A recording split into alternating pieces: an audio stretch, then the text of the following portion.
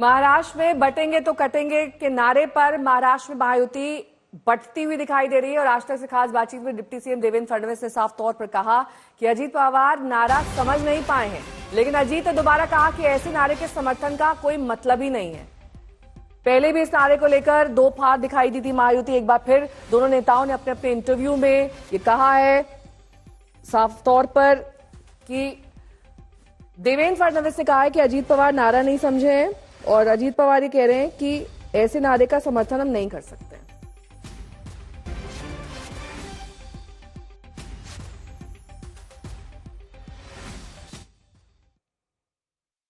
मैं बहुत साफ शब्दों में कहता हूं, अजीत पवार जी और अशोक चव्हाण जी ये एक अलग विचारों से आए हुए हैं। तो अभी भी कई बार मुझे ऐसा लगता है कि जिन विचारों से वो आए उन विचारों ने जो एक सूडो सेक्युलरिज्म उनके दिमाग में डाला हुआ है, कभी कभी वो उभर कर बाहर आता है।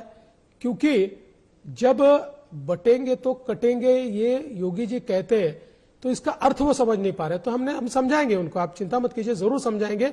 और मुझे लगता है, मैंने पंकजा जी से बात की, पंकजा जी ने ये कहा कि हम लोग तो विकास के भरोसे जीत रहे। जब उनको पूछा गया कि आप इसके भरोसे जीत रहे हैं तो उन्होंने कहा नहीं, हम तो विकास के भरोसे जीत रहे हैं। तो उनके मन में कोई शंका नहीं है। There is no rift. प्रधानमंत्री जी की सभाओं में हमने नेताओं को बांट लिया था। पहली सभा में मैं रहा, फिर एक सभा में सीएम साहब रहे, फिर एक सभा में अजीत दादा रहे, एक सभा में तटकरे जी रहे।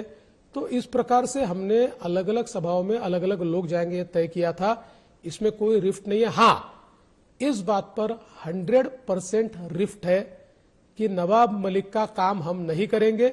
हमने स्पष्ट शब्दों में कहा था कि नवाब मलिक को टिकट मत दीजिए, फिर भी उन्होंने दिया तो हमने वहां पर शिवसेना का फॉर्म भरा है। हम शिवसेना का काम करेंगे।